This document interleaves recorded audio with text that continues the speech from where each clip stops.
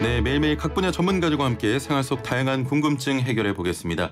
자, 흔히들 건강한 치아를 오복 중에 하나라고 하죠. 그만큼 튼튼한 치아가 중요하다는 건데요. 하지만 피치 못한 상황으로 치아를 잃게 되는 경우도 있습니다. 자, 이럴 땐 임플란트, 인공적인 치아로 대체하기도 하는데요. 한 번 심으면 수십 년을 사용하기도 하는 임플란트, 제대로 관리하려면 어떻게 사용해야 하는 걸까요? 임플란트 관리법 함께 살펴보겠습니다. 자, 방송 들으시면서 치아 건강에 대해 궁금한 점 있는 분들 단문 50원, 장문 100원의 유료 문자 샵 0945번으로 문자 보내주시고요. YTN 라디오 애플리케이션과 유튜브 댓글창을 통해서도 상담 가능합니다. 자, 그럼 함께 말씀 나눌 분 모셔보죠. 서울나무치과 이세영 원장과 함께합니다. 안녕하세요. 안녕하세요. 예. 참 많은 의사분들이 방송 나오시는데 네. 저는 치과 의사분들 나올 때가 제일 무서워요. 보기만 해도 아픈 느낌이 듭니다. 본격적인 내용에 앞서서 저희가 일정 기간을 두고 건강검진 받습니다. 네. 혹시 치아도 이렇게 건강검진이 좀 필요합니까?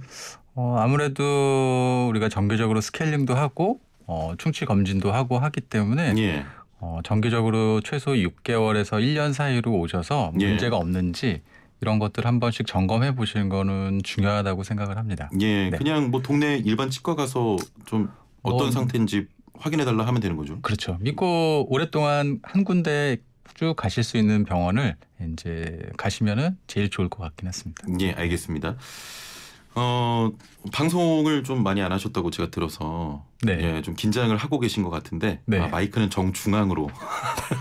알겠습니다. 임플란트 그 잇몸에 좀 치아를 심는 거지 않습니까? 네네. 뽑는 것만큼 두려움이 큽니다. 과거에 네. 비해서 이 방법이나 통증이 줄었을까요? 어떻게? 예전에는 수술을 하게 되면 환자분들이 많이 붓고 피도 나고 예. 이제 통증도 심하고 이제 이런 것들이 많이 있었는데요.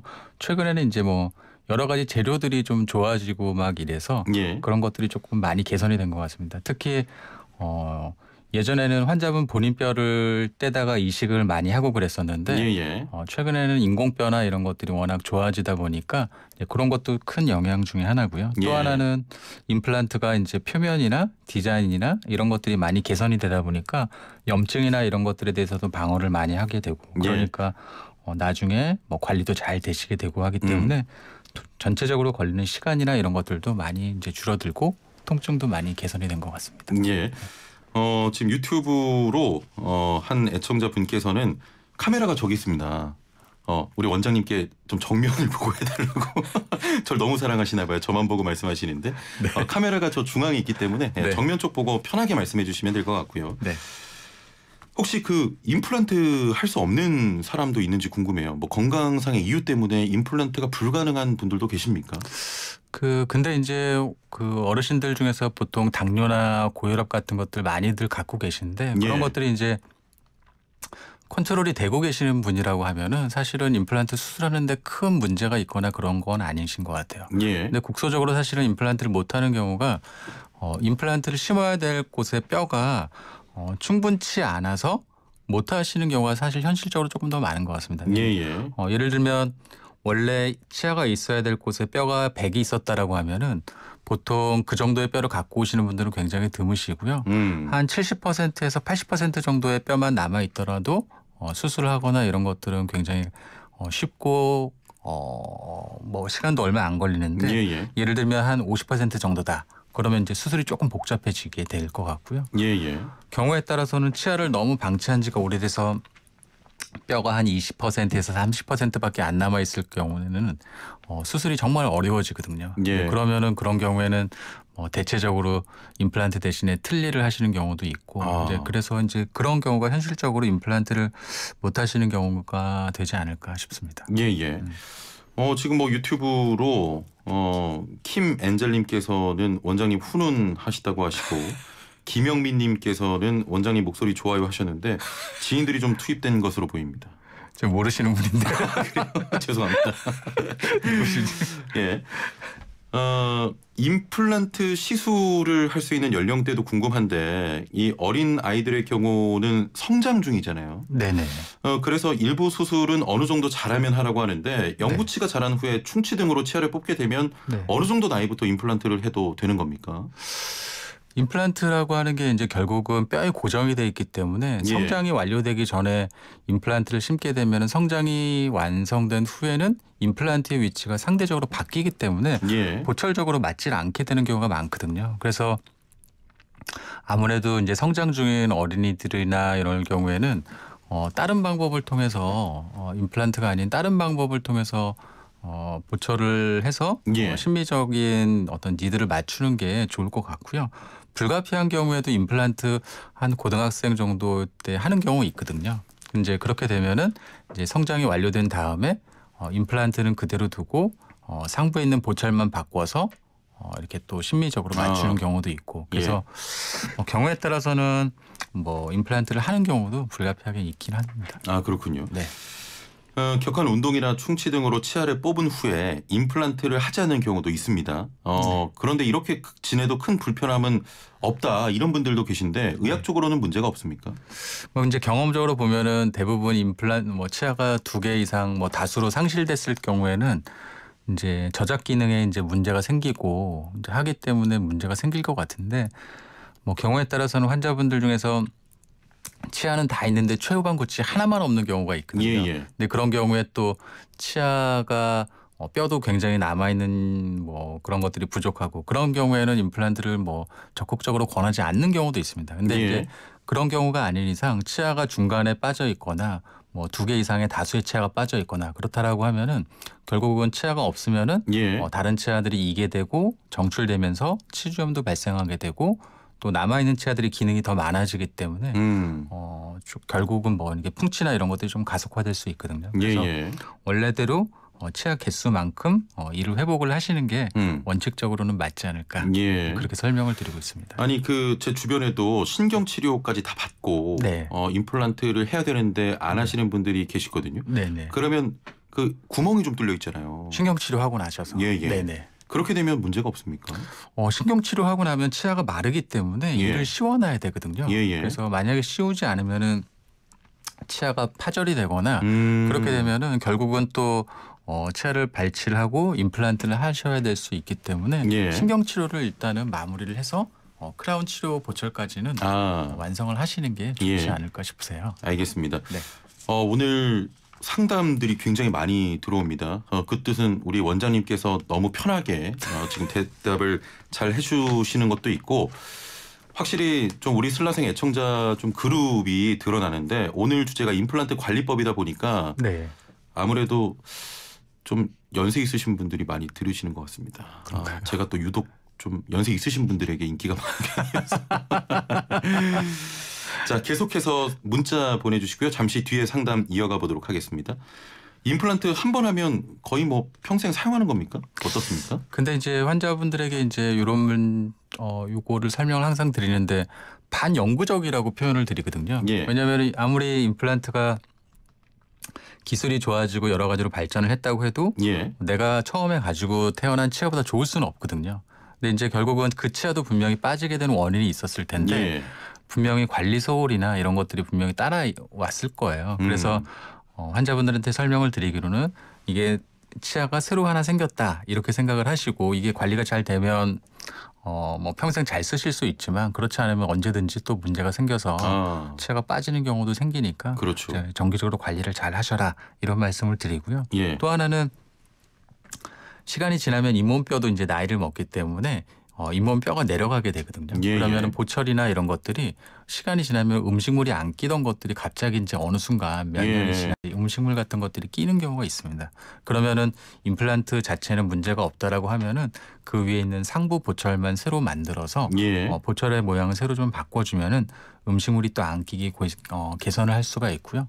그렇게 돼야지 음식물이 안 끼고 염증도 안 생기고 해서 치아를 오래 쓰실 수 있죠. 알겠습니다. 오늘 상담이 너무 많이 지금 들어오고 있어서 바로 상담 이어가 볼 텐데요. 유튜브 댓글창이 지금 난리가 났습니다. 홍보를 많이 하셨나요? 저 여기 나오는 곳 저희 가족도 모르고 있는데요. 아 그래요? 김나희님께서는 여기 치과 분위기 장난 아니던데요. 완전 찐 가족이라고 하셨고 너무 많이 이 칭찬 문자들이 들어오고 있는데 인기가 많으신 것 같습니다. 저 비밀로 하고 나왔는데. 아 그래요? 어떻게 좀 새어나간 것 같은데. 0373번님 원장님과 함께 일하는 직원입니다. 우리 원장님 목소리 너무 멋져요. 긴장하지 마시고 편하게 하세요. 우리 원장님 임플란트 신이세요라고 하셨는데 다 아는데요. 자, 상담을 좀 이어가 보겠습니다. 3941번님께서는 나이 65에 치아의 중요성을 느낍니다. 칫솔 중에서 전동 칫솔 사용은 치아 관리에 좋은가요? 라고 하셨네요. 저도 전동 칫솔을 조금 써봤는데 예. 그 양치를 보통 한 3회 내에서 4회 한다라고 하면 전동 칫솔을 한 번 정도 사용하시는 거는 괜찮을 것 같으세요. 예. 근데 3번, 4번 모두 다 전동 칫솔을 하게 되면은 경우에 따라서는 치아 마모를 좀 많이 발생시키면서 예. 치아를 좀 시리게 하는 원인이 되는 것 같습니다. 경험적으로 봤을 때. 그래서 예. 한 전동 칫솔 쓰시는 건 좋은데 3회 중에 한 번 정도 그 정도가 적당하지 않을까. 너무 매번 사용하면 오히려 안 좋군요. 그렇죠. 예. 네. 알겠습니다.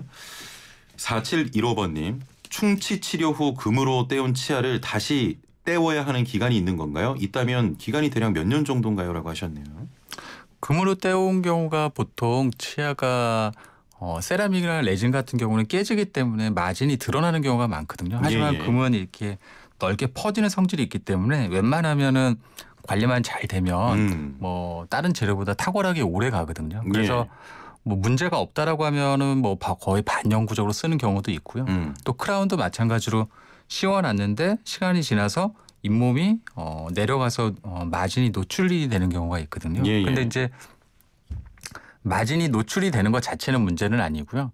거기서 발생돼서 2차적으로 음식물 같은 게 고인다라고 하면 크라운을 교체할 수 있지만 예. 마진만 노출되는 거는 관리만 잘 하시면은 굳이 교체할 필요는 없지 않을까 싶은데 예. 통계적으로 보면 한 10년 정도 되면은 이제 10년? 그런 변화들이 이제 몸에서 슬슬 나타나지 않나 이제 경험적으로 이제 보고 있습니다. 알겠습니다. 네. 유튜브로 고광진님께서는 임플란트 너무 비싸요 하셨네요. 임플란트가 아무래도 가격이 좀 들어가죠. 뭐 비용이나 이런 것들은 그래도 제가 옛날에 수련 받고 했을 때보다는 많이 지금은 일반화돼 있고 해서 요새는 많이 조금 그때보다는 조금 많이 저렴해진 것 같습니다. 네. 김영미님께서는 임플란트 안 비싸요. 원장님 계시는 병원으로 연락 주세요 하셨는데 여기서 광고는 절대 안 됩니다. 영업하시는 분들을 많이 좀 배치를 해놓으신 것 같은데요. 2745번님 임플란트 심었는데 엑스라이 사진상 좀 삐뚤삐뚤해 보입니다. 문제가 없는 걸까요? 걱정이 많습니다 하셨네요. 아이디얼하게 뼈의 위치에 대해서 가장 좋은 위치로 임플란트를 심으면 좋겠지만 그런 경우가 사실 흔치 않습니다. 왜냐하면은 임플란트를 한다는 것 자체가 뼈가 어느 정도 이제 상실이 돼 있고 하기 때문에 그 원래 있던 뼈보다도 센터도 안쪽으로 들어가게 마련이고 남아있는 뼈의 모양도 변형이 돼 있기 때문에 근데 결국은 뼈를 기반으로 해서 가장 중심에 임플란트를 심는 게 뼈가 지탱을 하기 좋기 때문에 뭐 경우에 따라서는 수직으로 이렇게 패스가 잘 맞아서 임플란트를 심을 수도 있지만 꼭 그렇지 않는 경우도 있죠. 그래서 이제 그런 것들에 대해서 문제를 해결하기 위해서 이제 보철적으로 문제를 해결을 해서 나중에 이제 상부 보철에서는 이제 문제가 없게끔 이제 기술이 많이 좋아져서 뭐 꼭 패스가 조금 안 맞더라도 그거는 크게 문제가 될 것 같지는 않습니다. 알겠습니다. 네. 8483번님께서는 40대 중반이 되면서 어느 순간부터 갑자기 얇은 음식물을 씹기가 좀 어려워졌습니다. 병원을 가도 이유를 속 시원히 알려주지 않는데요. 두께감 있는 삼겹살이나 사과는 씹을 수 있지만 차돌박이나 부추 같은 얇은 나물은 씹히지가 않습니다. 오래 씹다가 결국 뱉는데요. 이유가 뭘까요? 라고 하셨나요? 교합이나 이런 것들이 조금씩 변할 수 있을 것 같습니다. 치아가 이제 어금니부터 앞니까지 기능이 어떤 식으로 교합이 되느냐가 이제 뭐 사람마다 다 틀리긴 하는데 실제로는 잘 맞물리는 것처럼 보이지만 교합점을 찍어보면 넓은 면적으로 치아가 이렇게 닿아야 되는데 그러니까 포인트로 이렇게 닿거나 이런 경우가 생기거든요. 그러면은 뭐 약간 이렇게 미세한 음식들이나 이런 것들이 맷돌에서 잘 갈리지 않는 것처럼 이가 안 맞는 것처럼 이제 그런 경우가 있거든요. 그래서 만약에 그렇다라고 하시면은 병원에 가셔서 이제 교합 같은 것들 한번 검사를 해서 만약에 그런 걸 한번 검사를 해보시는 게 좋을 것 같고 뭐 뭐 그게 문제가 조금 있다라고 하면 간단하게 교합 조정 같은 것만 해도 예. 그런 것들이 조금 기능이 좀 나아지실 수 있거든요. 아, 그렇군요. 네. 뭐 교합 조정이라고 하는 건 어떤 좀 치료입니까? 그거는 어떤 거냐면은 이제 우리가 치아를 오랫동안 쓰다 보면은 치아가 닳기도 하고 예, 예. 이렇게 되는데 어떤 치아는 또 힘을 많이 받는 치아도 있고 적게 받는 치아도 상대적으로 있다 보니까 예. 그런 것들에 따라서 시간이 지나면 우리가 노화가 되는 것처럼 높이나 이런 것들이 계속 틀려지거든요. 마치 틀니를 오랫동안 사용하시게 되면 예. 옛날에 만들었던 틀니가 점점 안 맞기 시작하는 것처럼. 그래서 이나 이런 것들의 높이가 점점 변하고 있는데 예. 그런 것들이 이제 관절의 위치나 턱의 위치에 따라서 좀 틀려질 수 있거든요. 그래서 그런 것들 한번 예. 검사를 받아보시면은 좋지 않을까 예. 말씀드립니다. 알겠습니다. 네. 3360번님께서는 임플란트에 대해서는 찬반 양론이 있는 것 같습니다. 한쪽은 네. 자신의 이로 버틸 수 있을 때까지 버텨라고 네. 다른 한쪽은 임플란트도 잇몸이 성해야 할 수 있으니까 네. 해야 한다면 건강할 때 해라 이런 의견인데 네. 어떤 의견이 맞는 건가요? 라고 하셨네요. 아, 요거는 어저께 오셨던 환자분이 물어보셨던 거랑 똑같은 질문인데 그렇습니까? 예. 그걸 설명드리면은 우리가 상식적으로 생각했을 때 내 치아를 오래 쓴다는 거는 머릿속으로 생각했을 때 참 좋은 생각이라고 생각이 드는데 예. 그게 이제 전제 조건이 그 치아를 오랫동안 쓸 수 있는 상황이어야지 그 치아를 오랫동안 쓰는 게 맞다라고 생각을 하거든요. 예. 근데 만약에 그 치아가 염증도 많고 만약에 파절도 돼 있고 안에까지 고름이 막 차 있고 이런데 이 치아를 그냥 내 치아를 오래 쓴다는 게 좋다라고 생각해서 오랫동안 방치를 하게 되면은 지난 시간만큼 뼈가 많이 녹게 되고 예. 그렇게 되면은 차후에 틀니를 하거나 임플란트를 하거나 할 때 굉장히 문제가 많이 발생하고 경우에 따라서는 임플란트를 못하는 경우도 이제 발생을 하게 되거든요. 예. 그래서 치아를 오랫동안 쓰는 건 맞는데 쓸 수 있는 치아를 오랫동안 쓰는 게 맞다. 하지만 쓸 수 없는 치아를 오랫동안 가지고 있으면은 예. 나중에 임플란트가 또 불가능하고 이렇게 될 수 있기 때문에 그 시기를 이제 환자분들이 정확하게 캐치를 하기가 어렵기 때문에 예. 정기적으로 이제 병원에 가셔서 어떤 시기에 이를 빼야 될지 이제 그게 어떤 시기가 넘어가 버리게 되면은 짧은 시간 안에도 뼈가 많이 녹아버리게 되고 그래서 예. 문제가 생기니까 하여튼 쓸 수 있는 치아를 적당한 시기까지 쓰는 게 맞다. 이렇게 그렇군요. 생각을 하시면 좋을 것 같습니다. 적당한 시기까지는 써라. 네. 예, 알겠습니다. 1256번님은 임플란트 오래 쓰려면 어떻게 해야 됩니까? 뭐 관리법에 대한 질문 같아요. 네. 제 생각에는 환자분한테 말씀드린 것 중에서 양치만 잘 돼도 한 70%는 예. 문제가 없지 않을까 이제 싶고요. 나머지 30%는 이제 병원에서 예. 이제 책임을 지고 이제 관리를 한다 생각을 하고 있는데요. 양치만 잘 돼도 이제 환자분들이 많은 이제 잇몸 질환이나 이런 것들을 개선할 수 있는데 그렇게 하기 위해서는 이제 정기적으로 오시는 텀이 좀 어떤 룰에 따라서 오시는 게 좋을 것 같습니다. 예. 예를 들면 저희 같은 경우에는 치료가 끝나면은 한 달, 그다음에 3개월, 6개월 이런 식으로 이제 환자분 리콜을 드리는데 예. 뭐 관리가 조금 잘 안 되신다 그러면은 6개월 때 오셨는데 관리가 잘 안 되셨다. 그러면은 예. 다음번엔 4개월 관리가 잘 되셨다. 그럼 좀 더 텀을 늘리고 뭐 이런 식으로 이제 텀을 딱히 몇 달이라고 말씀드리기보다는 이제 그거 관리되는 여하에 따라서 좀 유두리 있게 예. 조금 하시면 좋을 것 같고 조금 부지런하게 우리가 관리를 한다라고 하면 한 3, 4개월에 한 번씩 오셔서 부분적으로 스케일링도 하고 해서 예. 이렇게 나빠지지 않는지 하시면은 뭐 좋을 것 같습니다. 일단은 양치 잘하고 주기적인 또 검진 이런 것들이 그렇죠. 갖춰지면 당연히 오래 쓸 수 있게 되는 거고요. 그렇죠. 제가 환자분들한테 그 약간 우스갯소리로 예. 어떤 말씀을 드리냐면 양치를 어떻게 해야 되냐고 말씀드리면은 이렇게 양치를 많이 해도 되나 싶을 정도로 예. 충분히 하셔라. 양치를 네. 시간을 말씀하시는 거예요? 그렇죠. 시간이죠. 시간을. 예. 보통 한 3번에서 4번 닦는다라고 말씀하시는데 예. 한 2달 있다 오셨는데도 치석이 많이 고여 있거나 이런 경우가 가끔 있거든요. 그러면 여쭤보면 이제 시간이나 이런 것들이 충분치 않은 거죠. 예. 그래서 이렇게 양치를 많이 해도 되나? 이런 느낌을 가지고서는 양치를 하시면 조금 더 나을 것 같다. 이런 말씀을 드리거든요. 일단 보통 뭐 3분 정도 하라고 하잖아요. 근데 3분 실제로 닦아보면 뭐 저도 닦아봤지만 3분 닦기가 사실 쉽지가 않거든요. 3분이 깁니다 저는. 그렇죠. 예. 시간을 정해놓고 닦지 않으면 사실 3분 닦기가 그렇게 쉽진 않거든요.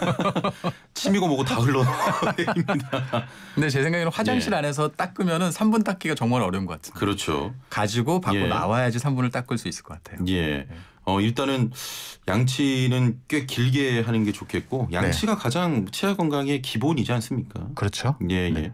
횟수는 그냥 3회 정도면 괜찮습니까? 3회에서 한 4회 정도? 3, 4회. 주무시기 전에 이제 예, 예. 치약 안 묻히고 한 번 더 닦고 이렇게 되면 좋으실 것 같습니다. 알겠습니다. 다음번에 저희가 또 한번 모시겠습니다. 오늘 알겠습니다. 말씀 여기까지 듣겠습니다. 감사합니다. 감사합니다. 네, 지금까지 치과 전문의 서울나무치과 이세영 원장과 함께했습니다.